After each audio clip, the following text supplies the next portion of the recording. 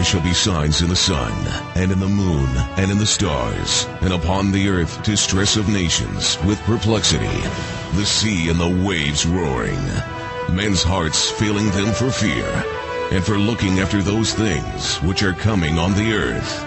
For the powers of heaven shall be shaken. One man, one microphone, one mission, one message. True News, the only newscast reporting the countdown to the second coming of Jesus Christ. And now for the most powerful hour on radio, here is End Time Newsman, Rick Wiles. This is True News for Wednesday, June 1st, 2011. Welcome to the program. I'm Rick Wiles. The big news story today is this is our wedding anniversary. Susan and I were married on this day in 1974. 37 years of marriage and looking forward to the next 37 years. And our family is growing. We have a new grandson, Grant Alexander Washburn, who's sitting here in the studio in front of me right now. Grant was adopted by Carissa and Marshall last month in the Ukraine. There's a photo of Grant on the website today, along with his brother and sister, Blake and Kiara. Grant is the little rascal in the middle of the photo in front of Susan. And there's also a couple photos of me on the website unlocking the door to our new headquarters. Yes, we purchased the building yesterday. The real estate closing went very smoothly. No glitches. The Lord's blessing was on us every step of the way. I was especially impressed by the friendliness and cooperation of the local bank. It's the only remaining locally owned bank in Vero Beach.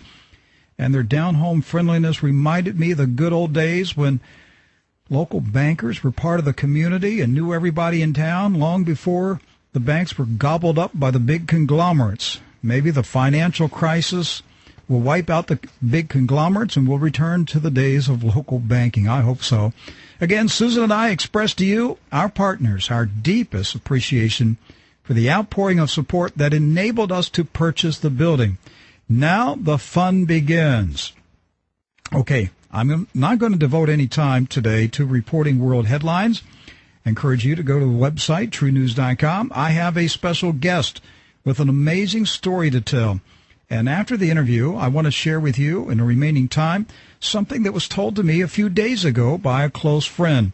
She said the Holy Spirit instructed her to call me with the message. And I think the message is connected to the stunning true life story that my guest will share with you today.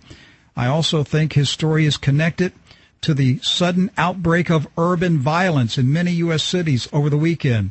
I've been watching for signs of social unrest in America, violence that I believe will be instigated by the communists to set off class warfare in the streets of America. Now, I'm going to play today's scripture reading from Max McLean, and when I return in 1 minute, you will hear a story that is almost unbelievable. I believe the man, and that's why I invited him on today's program. You need to hear his story, too. You're listening to True News.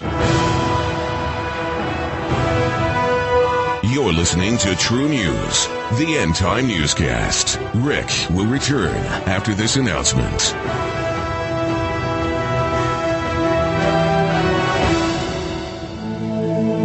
This is Max McLean. Why is personal humility so important to God? Listen to the Bible from 1 Peter 5. God opposes the proud, but gives grace to the humble. Humble yourselves, therefore, under God's mighty hand, that he may lift you up in due time. Cast all your anxiety on him, because he cares for you. Be self-controlled and alert. Your enemy, the devil, prowls around like a roaring lion looking for someone to devour.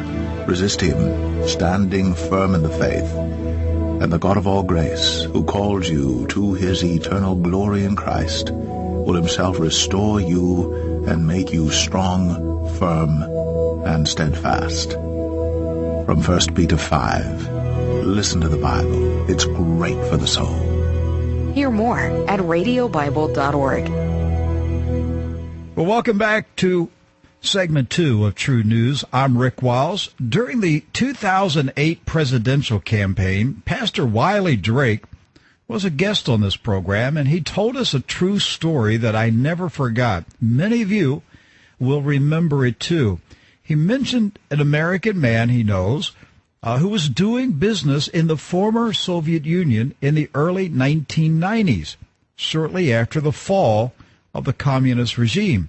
The American man was setting up a software development company in Russia, and one evening he was invited to dinner, to a dinner party in Moscow. And during the after-dinner conversation, the wife of the Russian man made some startling comments about the future of the USA. Do you remember this story? Well, I've privately told this story to friends for several years, but I've never personally talked to the American man. His name is Mr. Tom Fife, and he's on the telephone with us now from California to tell us the amazing conversation he had in Moscow in 1992. Tom? Yes. Welcome to True News. Well, thank you for having me. Well, listen, I have told this story privately to people a number of times, recently one of my friends said to me, "Have you ever had this gentleman on the program?" And I said, "No." And he said, "You got to find him and get this straight from him." So that's why we're calling today. Like I said, Pastor Drake told me this story on the air back in 2008 during the presidential campaign, and it was just an amazing story. So let's start it from the beginning. You were attempting, I believe, to set up a software business in Russia. This is in the early 90s. Is that how you got there? Yeah, it was 92.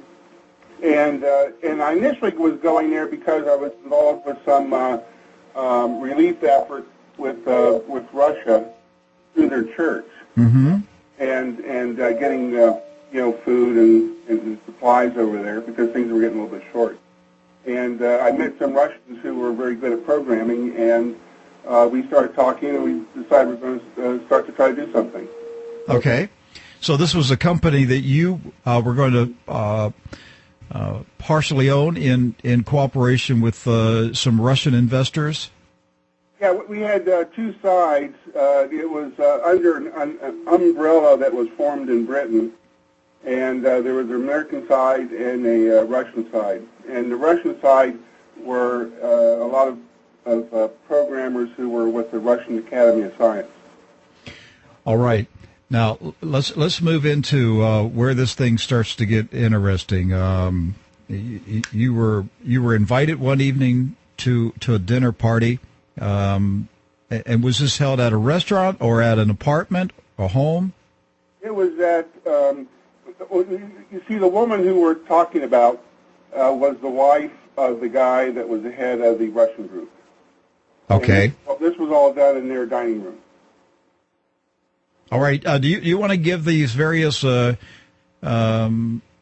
players in the story, do you want to give them fictitious names? I have been doing that. Okay. Yeah. Whatever you're comfortable with. Whatever makes it easy for you to tell the story without revealing any identities that you don't want to say. I'll just call her Natasha, just for argument's sake. Okay. That's what I'd call her. Okay, Natasha. Okay, so Natasha is the wife of the Russian, was he a scientist? A physicist, yes. Okay, so Natasha is there at the dinner, and okay, pick up the story from here. Okay, well, we started talking, and what is traditional at a Russian dinner is that you have toast, and we were going around the table, and you take turns toasting somebody or something. And it got so far around the table, and the lady took a little bit of offense at a comment that an American friend of mine had made, and it was basically it was kind of a silly little thing, but he made an observation about how an awful lot of the Russians had slightly Mongoloid type features because they were under the Tartars or something for so long.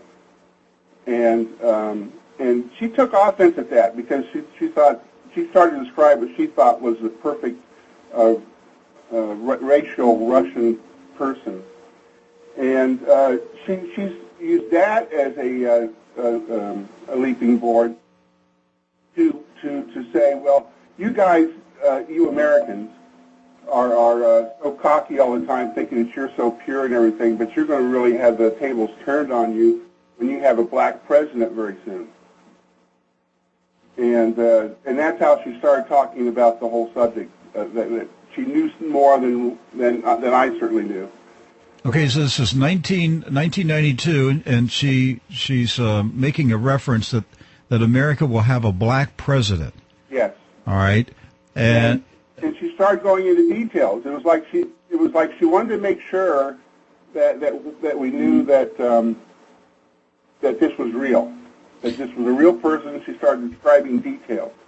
Tom, okay, in 1992, the Soviet Union had officially collapsed. Many of us aren't really sure if it really did collapse, but that's another story. Were your dinner host, Natasha, and her husband, were they members of the Communist Party? Well, I think the situation was you kind of had to be involved or you didn't climb very far. And one of the guys there, one of the Russians, said that she was what he referred to as climbing two ladders. And that was that she was climbing in the party, and because she was climbing higher and higher in the party, she was going up in the company that she worked for. Okay. All right. So the way the game is played in a communist country is that you got to be a good commie party member if you want to go anywhere in whatever field of profession that you work in. So, okay. So back to her comment. She says to you, you Americans, you're so cocky and you don't realize you're going to have a black president someday. Yeah, and one of the things that I think that took me a little bit aback was that it started off this idea of race, and at the same time she was kind of promoting the idea of having a black president, and also reflecting on it as though it was going to be, we were going to take it as a negative thing or something. I don't know. Mm-hmm. But she was drilling on that. But she did say that we would not be able to resist him. She said we would not be able to resist him. No, that he would be just so just an irresistible, charismatic guy that we just couldn't resist him. She made a big deal out of the fact that she said that that he's not a black American. He's a black African. She said he was an African? Yes. She specifically said that, and she said that would make him more appealing to us. He wouldn't have any slave baggage, so to speak. And and on top of that, he would have this white mother. She actually said he would have a white mother? Yes, exactly. And she was giving more and more details about him as she ranted on a bit. She got very emotional, by the way. She was getting into it. Mm-hmm. If I recall, she also mentioned that he was well educated. Yes, she said he had an Ivy League education, and then he did. She mentioned that he went to school in California, which I take to be Occidental. Well, she actually mentioned that he went to school in California. Yeah, California, and that she mentioned, like I said, Ivy League, and she also said at that point in time they were in the process, or he was in the process of getting into the state legislature. At that time, she said he was in Chicago. Oh, she actually mentioned, or did she mention Chicago, or are you saying? Yeah, so she said there were 3 major cities in the United States where they were most active. and he had to go to. There's something about him being in one of them, and the cities were New York, Chicago, and San Francisco. Okay, and Chicago definitely the hub of communist activity in the United States of America, no doubt about it. All right, now this is where it gets really. Hey, let me ask you before I bring this up. Were you feeling uncomfortable? Whenever you're in a social setting, a dinner party or reception, and if conversations get a little, on the edge, you want to try to change the topic. How were you feeling? What was the atmosphere like as this woman was saying it? Were you just kind of laughing at her, or were you starting to feel a little on the edge by her attitude? I would almost say I was slightly mesmerized. I found it unnervingly interesting. I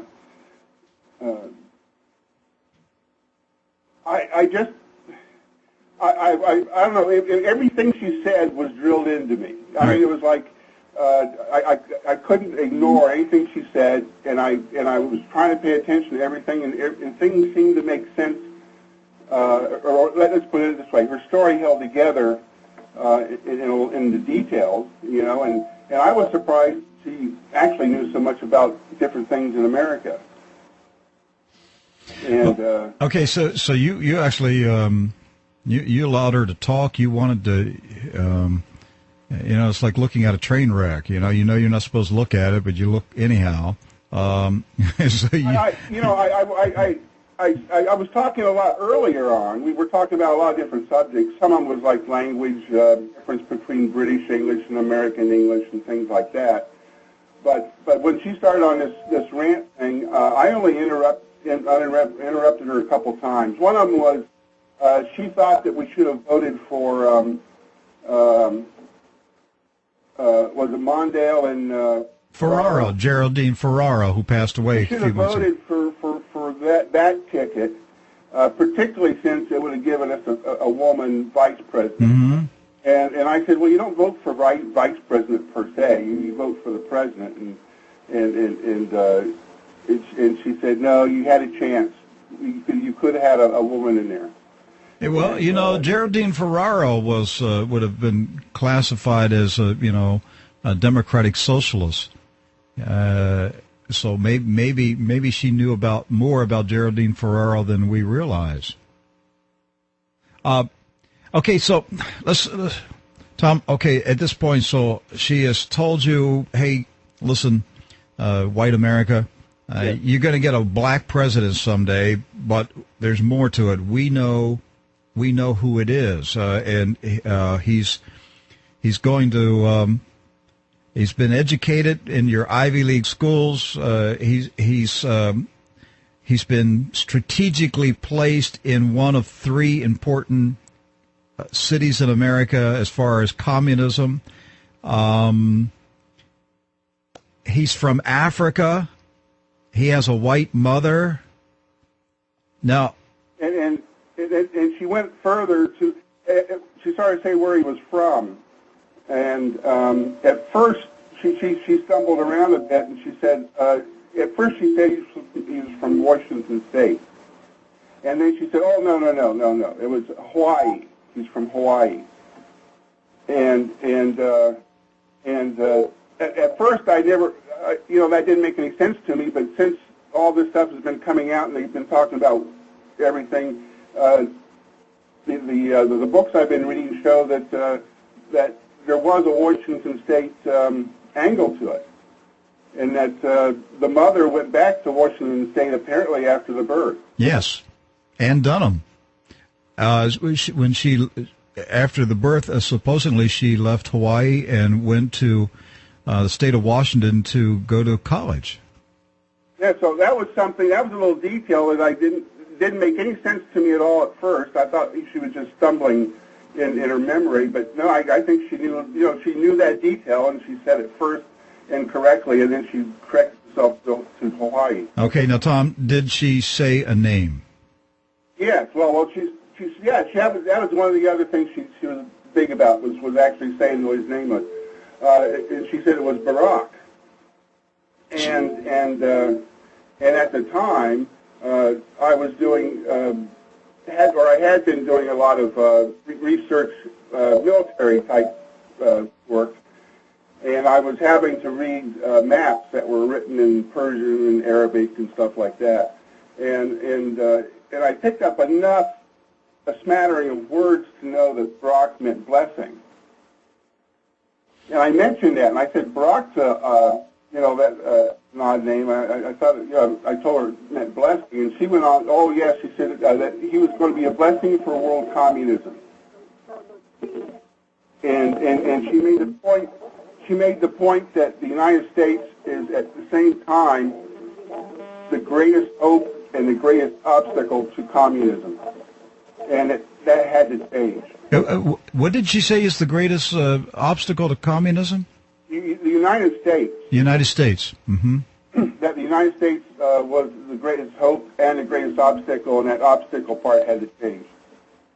And so for for communism to succeed globally, the USA had to be either taken over or removed out of the way. Yeah, had to change, and that was going to. The whole idea was that this was the role of Barack. It's amazing she actually said a specific name. Yes. Were you aware of whether Barack was first name or last name? She said his last name, but I think she was a little bit confused with it, and it didn't stick. But I remembered it. I remembered it kind of like trying to be like Uganda, is the way I thought it was. And I thought maybe she was confusing the country with his last name or something. Mm-hmm. But you can see Uganda and Obama or that's the way I remembered it, and that's it was just a strange name. Yeah, if I recall from Pastor Drake's telling of the story, did Natasha tell you that this young Barack had been raised as both an atheist and a communist? She used the word a Soviet, that he was a Soviet. He was raised as a Soviet. That was the word she used, yes. But she also used the word communist a lot, and she did say atheist. She did say atheist. That's I don't know what to say. I know he had this Muslim background thing going, but she did say that he was an atheist. It's amazing. This is an amazing conversation. Anything else that you can remember? Any of the other details? Well, she said a lot of details, like when she said that his father was from Africa and his mother was white. She exclaimed, she said, "That's right, he's a chocolate baby." I remember thinking that was such an odd expression. She used that phrase, chocolate baby? She used that expression in English, yes, chocolate baby. And I thought that was so funny that she would use that expression. Let's see, in 1992, Barack Hussein Obama would have been, roughly 30 years old? What was it, 60? Yeah. When he was born? Okay. Well, how did the conversation end? She said that there was. She made a comment that there was going to be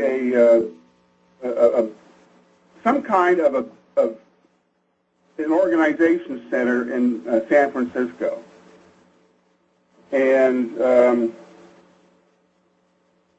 me see that. And the first thing that comes to my mind is that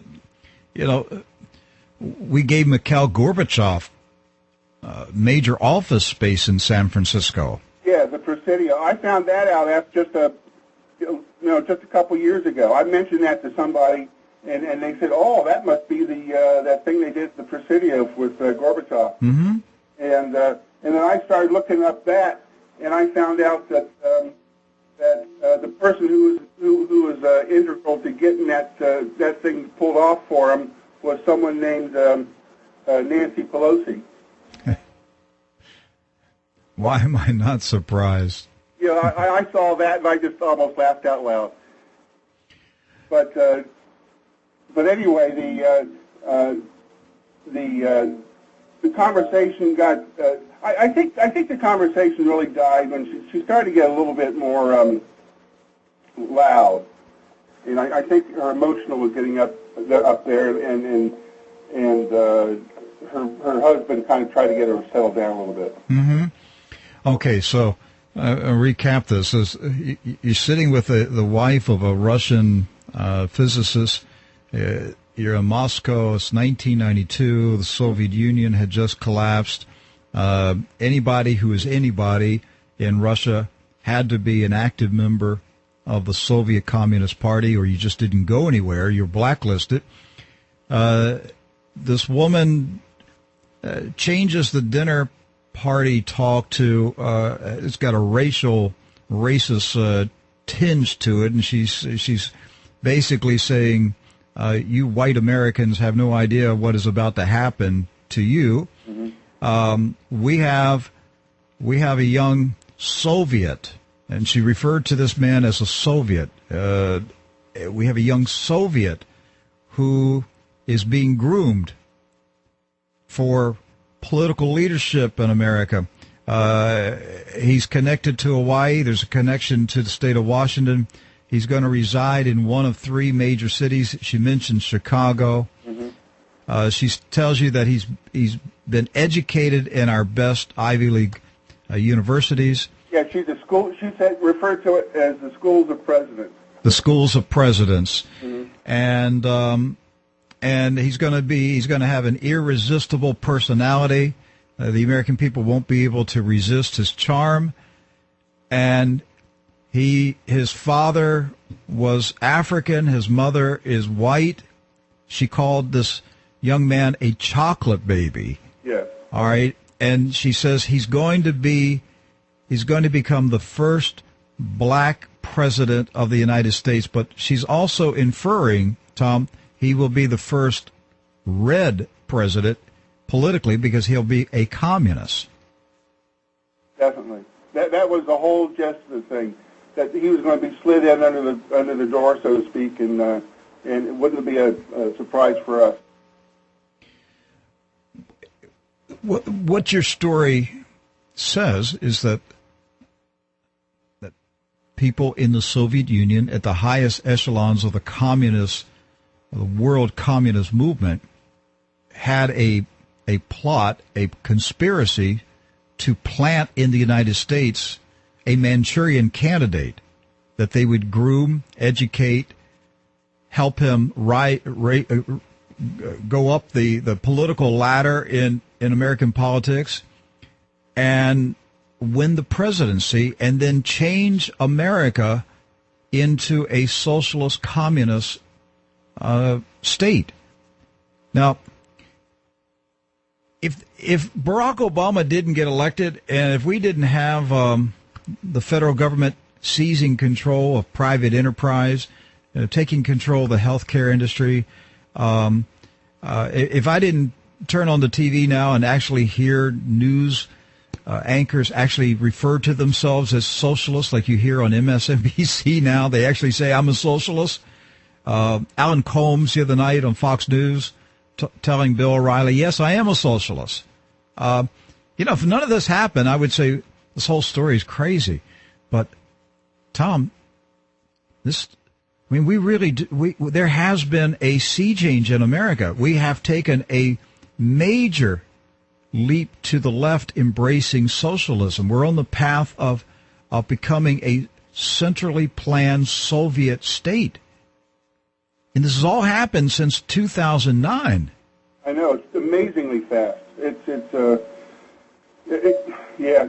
Oh, there's another point to this thing that I would like to mention, and that is that because of her conviction, I mean, you could tell there was a lot of emotion there. and she seemed to know a lot of details about something. So I was paying close attention to everything she said, and I thought, I don't know anybody that sounds like. I just don't know anybody that sounds like. So I was going to try to remember as much as I could. But also, when I got home, I remember it did disturb me. This really did disturb me. And when I got home, I pulled my son, who was about, 12, 14 or something, aside, and I said, hey, if I'm not around and you start hearing about a guy who's half black and half white, he's going to be president and all that type of stuff, I try to give him a little bit of an outline of it. And I said, you got to fight this as hard as you can. If you really do see someone like that come down the pike, that you have to fight it. And I just, when this whole thing started breaking out like it did, and I tried to get the word out, I was talking to my son, and he said, Dad, he said, this story is kind of wild, but he said, if you hadn't pulled me aside, I don't know if I'd believe it. So he remembers the story. He remembered me pulling him aside back in '92, telling him about this. Did you write down anything in '92? I wrote something down, but I tell you what the idea or the story is I was involved. Prior to going to Russia with this other project, I had been working in the defense industry, and I still had an active clearance. And so every time I came back from Russia, they came down from Cleveland. I was in Columbus at the time. They came down from Cleveland and would debrief me, making sure that there wasn't anything happening, And I gave this guy the notes that I had written. So you actually gave somebody in the U.S. intelligence community, you gave them this story back in the 90s. Yeah, the DIA. How did he respond to it? Was he just stone-faced and just listened to your story, or did he make any comments? Those guys are really stone-faced. They listen to you and everything, and they don't show on their face anything. But, right. He did thank me. He did thank me, and he took the papers, and so that much of it I can say, but I don't know whatever happened to it. Yeah, well, I'll tell you this is a true story. To the side. Some years ago, I saw a photograph of 2 or 3 people. One was a well-known person. The other one was an American, California businessman who the caption said was trading, doing import-exports with China. Oh, the other person in the photograph was a high-level Chinese communist official. For some reason, Tom, I just my cop instincts kind of took off. If I didn't go this path in my life, I probably should have been a cop. But I started investigating, and I found out that the American man, the one American man in the photo, the businessman, had been convicted in the 1980s under the Reagan administration of transferring military technology to the Soviet Union. And he actually served time in the federal prison in Lompoc, California. So now I'm really, I'm thinking, okay, there's more to this story than just my hunch here. So I kept pursuing it. To make the story short, I called the FBI office in Los Angeles, and I asked to speak to the top counterintelligence agent. And this FBI gets on the line, and I introduced myself, and I asked for his name. And I want to say it was a very common name. He said, James Smith. And I said, sure. And he said, no, my name is James Smith. And I said, whatever. Okay, I'll call you Agent Smith. He goes, no, that's my name. I said, okay, Agent Smith, I'll tell you my story here. So I told him my suspicion that there was something weird about this relationship between these people, and I went into detail of why I thought perhaps something was happening that could possibly damage the national security of the United States with these two Americans involved with this Chinese official. Well, he laughed at me. I mean, he literally laughed on the phone. It made me feel like an idiot. And I actually said to him, you know what? Now I know how the Chinese have managed to steal so many of our secrets, because we have idiots like you in the FBI. That's what I said to him. I probably shouldn't have said it, but that's what came out of my mouth. And I hung up. Well, Tom, I don't know if it was a year or two later, there was a story broke in California about a California American Chinese businesswoman who was arrested by the FBI for being a spy. And guess what? She was sleeping with Agent James Smith. He was arrested and sent to prison. The FBI agent I talked to was a spy. All right. That's a true story. That's a true story. All right. So I'm telling you that because when you talk to people in the intelligence community, you don't even know if they're on our side. You have no idea. I mean, some of these, we've got traitors inside the intelligence community, and you don't even know when you're talking to these guys if they're on our side or they're on the other side. So anyhow, you got debriefed. You told someone from a federal intelligence agency what had happened. You have no idea what happened. After that, he took that information back. If he gave it to a superior who was a traitor, that information got thrown in the trash can. Remember the number 2 guy in the FBI. What was his name? Robert Hansen, number 2 under Louis Freeh. Louis Freeh was the FBI director, and the number 2 FBI guy. And he was in charge of counterintelligence. His job was to watch over all of the foreign spies that were penetrating the United States of America, and it turned out he was working for the Soviets. I mean, we got a problem here. We got a major problem. The American people have no idea how deeply ingrained the communist movement is in this country. We now have a Marxist in the White House, and the public is still just snoozing. They haven't comprehended it. Did you forget this story over time, or was this something that was always in the back of your head? It was always in my head, and every once in a while, it would pop to the surface, and I would just remember that evening and relive it a little bit, and there never was this guy showing up that matched it until very recently.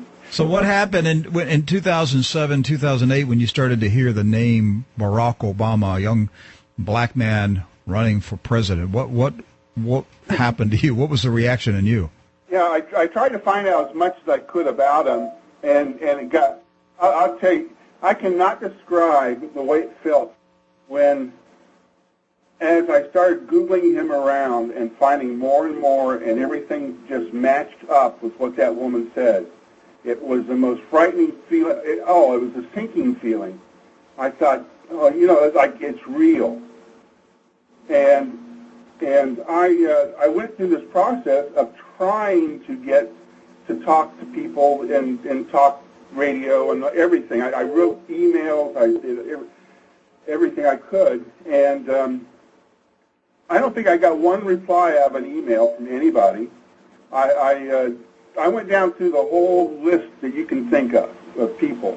I tried to phone people and everything, and I really didn't get any traction at all until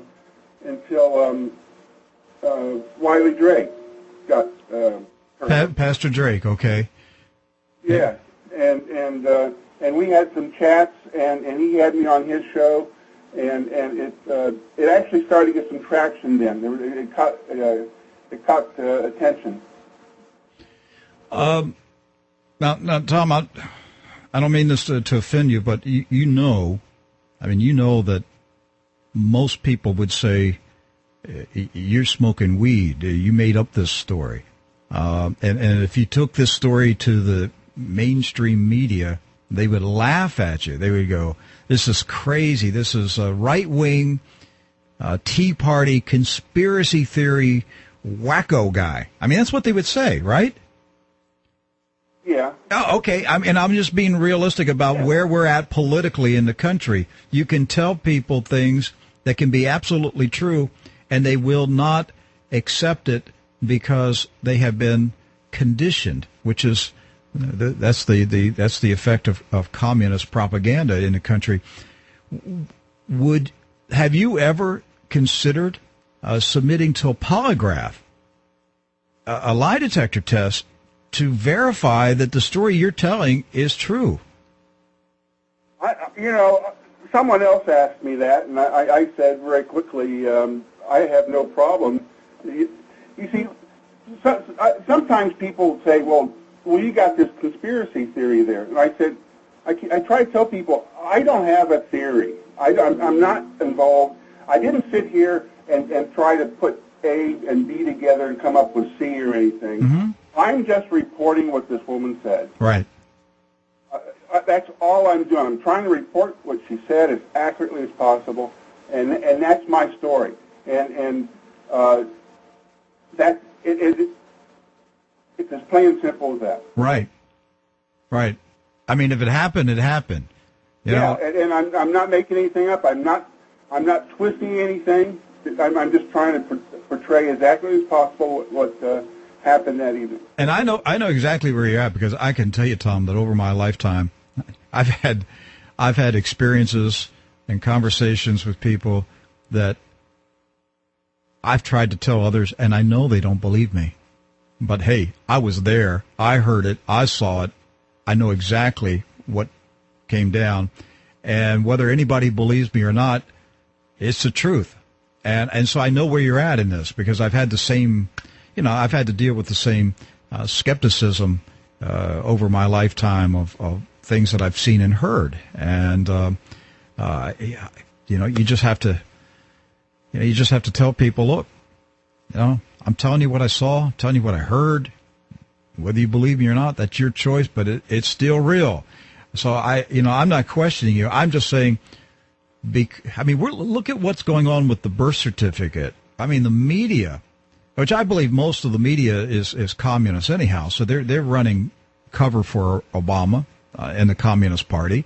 And, if you even bring up anything about Obama's lack of birth certificate, and now that he submitted this fake document, if you point out that it's a fraud, that any document expert could get a conviction in a court within 5 minutes on this guy, they won't even listen to you about it. They just laugh at you. So the country has been thoroughly brainwashed. I had a conversation recently with three young businessmen, and I brought this stuff up, and they just looked at me, and the one guy said, well, even if it's true, I'm talking about the birth certificate and about all the things about his identity fraud, and the one young man said, well, even if it's true, what's our alternative? Are we going to elect Sarah Palin? I mean, what are we going to do?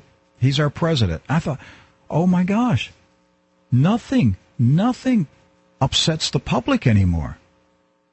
Even if he's a criminal, they're like, well, so what? It's really frightening. It's really frightening. Tom, I don't know what to say. It's such an amazing story, and it's right in our face. Again, like I said, if America didn't make this bizarre change to the left, and it wasn't not just the left, it's communism. We embrace communism. in 2008. And we have a man in the White House who is taking us down the road of transforming us into a centrally planned communist state. If that wasn't happening, this whole story would just be something out of Mad Magazine.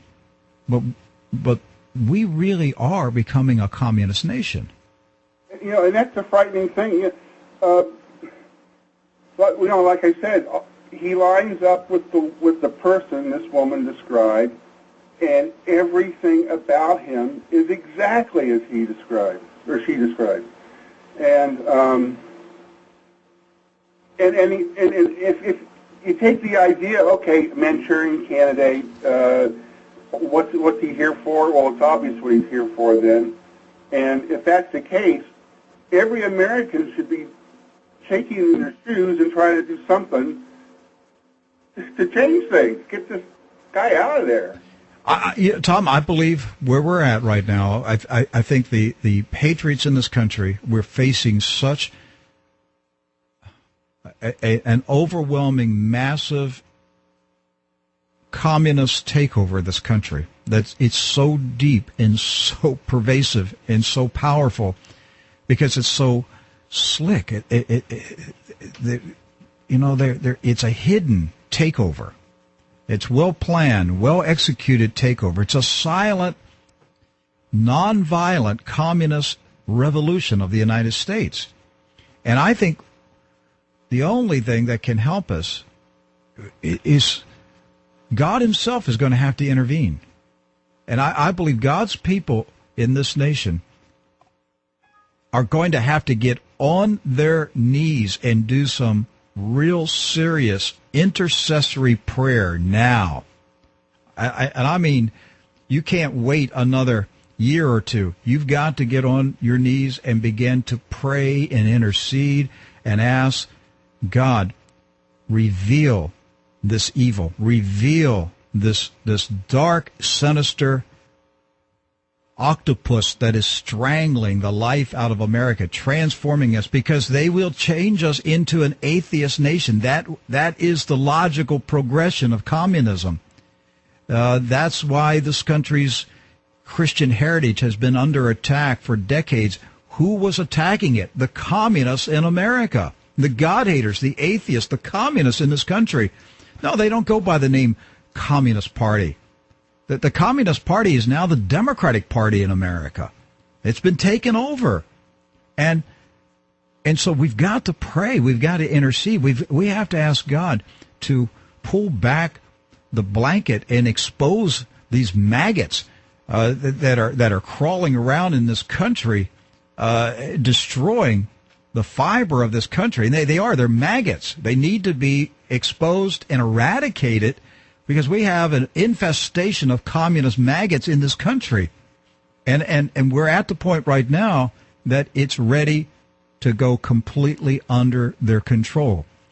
This is not a wild theory anymore. We really are moving rapidly into a communist existence.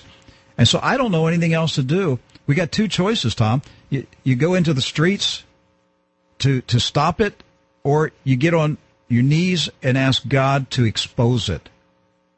And God is able to do it. He is able to shine a light on the wicked, evil things that are in this country and expose who the traitors are, and expose the whole network, the whole underground tunnel system of the communist infiltration of this country. I think when it happens, I think even you and I and good American patriots are going to be in a state of shock at how deep it went and who was involved and who was betraying our country. But I don't know anything else to do at this point, Tom, other than to intercede and pray and ask God, help us, Father, help us. We're being taken over. Tom, look what they did in the Soviet Union, in Russia. They killed the pastors. They destroyed the churches. Every country where they take over, they kill the pastors. They shut down the churches. Why do we think it will be different here? This is where we're at. Well, Tom, I I appreciate you coming by today and telling this amazing story. And don't stop telling it. Don't stop telling it. It has to be told. It has to be. That's right. I just want to see it catch fire, and like you say, after everything that man can do, he turns to God. That's right. That's right. Our survival as a free people is now at stake in 2011. We have a Marxist in the White House, a man who has no identification papers, a man who cannot even prove he is who he says he is, where his documents are sealed. And both parties, the Democratic Party and the Republican Party, are complicit in the cover-up.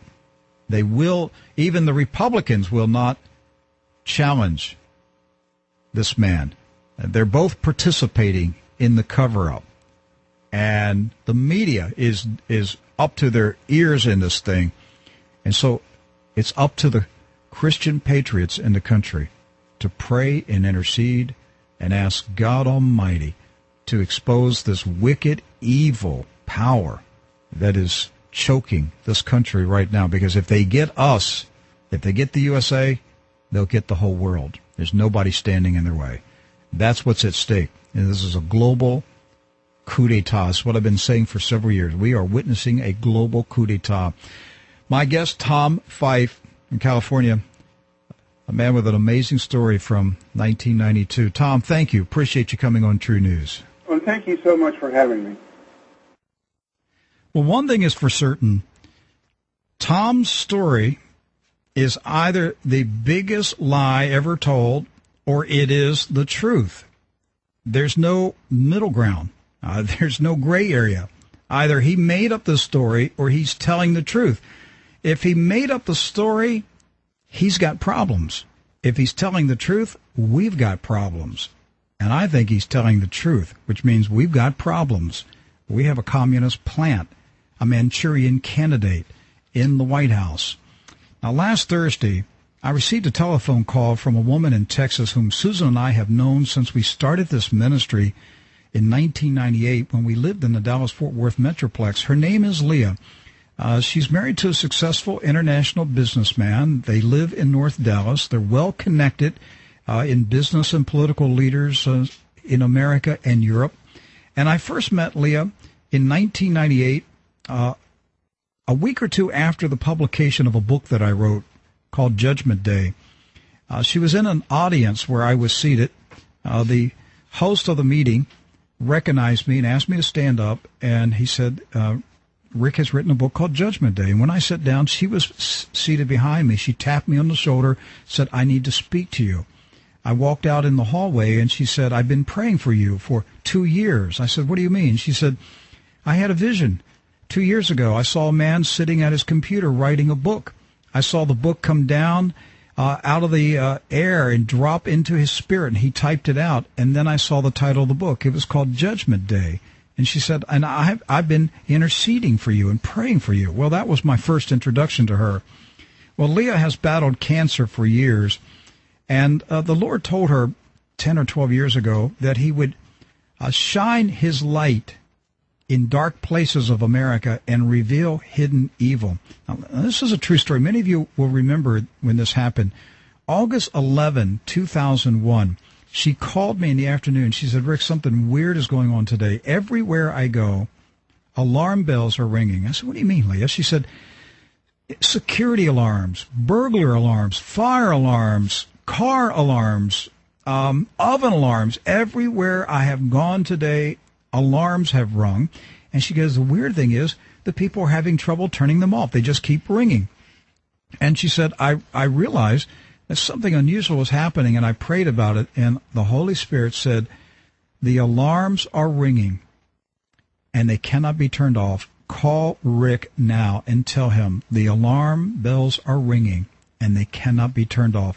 As she was telling me the story, I was driving through Granbury, Texas. I was on my way to the post office, and she said, and she was telling me the story, and my seatbelt alarm started ringing, and I had my seatbelt on. I said, Leah, this is weird. I'm wearing my seatbelt, but the buzzer is going off. She said, see what I mean? This is what I'm trying to tell you. That was August 11, 2001. I told this story on the radio the next day and I said, look, the Lord is warning us. Something is about to happen. Well, 30 days later was September 11. So when Leah calls me, I pay attention. I write down what she says. Now, last Thursday, she called me. Her voice was weak and frail. I knew something was wrong. I said, Leah, are you okay? She said, I just had surgery. As I said, she's battled cancer for over 10 years. And she told me what had happened. She said she had had back pain for many weeks, went to a doctor. The doctor had an MRI of her spine, and it revealed a cyst growing out of the right side of her spinal nerve. He called in a spinal surgeon, and she went to surgery the next day. Now, the spinal surgeon discovered a second cyst on the left side of her spinal nerve. The left side cyst was concealed. It was hidden. And after the surgery, the spinal surgeon commented to her that the cyst on the left side was trying to hide. He said he had never encountered such a thing in all his years as a surgeon. She asked if I remembered the word from the Lord years ago that he would shine his light in dark places and reveal hidden evil in America. And I said, yes, I do. She said that while she was in recovery, as the doctor told her what had happened, the Holy Spirit spoke to her and said, this represents the spine of the USA. Problems on the right side are visible. The problems on the left side are hidden and concealed in darkness. I will shine light on it and reveal it. I will cut it out to save the country. And Leah said that the Lord instructed her during the recovery that when she regained enough strength, she had to call me and give me the message that God is going to shine his light on something hidden in darkness on the left side of America's spine, something that is destroying the nation, and that God will soon cut it out to save the country. Now, she was somewhat, groggy as she was telling me these things, and she said, look, I don't know what this means, but she said, I thought I heard the Lord say that Interstate 35, which runs from Texas to Canada, represents the spinal cord of America. Well, so I made notes of all these things, and as I said, Leah doesn't call us often, but when she does, I get quiet and I write down what she says, because it comes to pass. I believe that there's a communist takeover of America underway, and I believe it's the culmination of a plot that is many decades in the making. The election of Barack Hussein Obama is evidence that that communist movement has enormous power in America, and the American public is blindly accepting the takeover of the republic. But the patriots must not accept it. We have to resist it, and there's nobody else left in the land to resist it. If we adopt a fatalistic mentality that it's a foregone conclusion, that is the way it's supposed to be. If we adopt that thinking, we will be immobilized and put up no resistance. But I believe God's people are to hit their knees in deep intercessory prayer. I believe God is waiting on his people to cry out for deliverance from this communistic Pharaoh that is taking over America. If we don't pray, if we don't ask God to deliver us, why should he act? But if we cry out, I believe God will reveal this takeover and cut it out.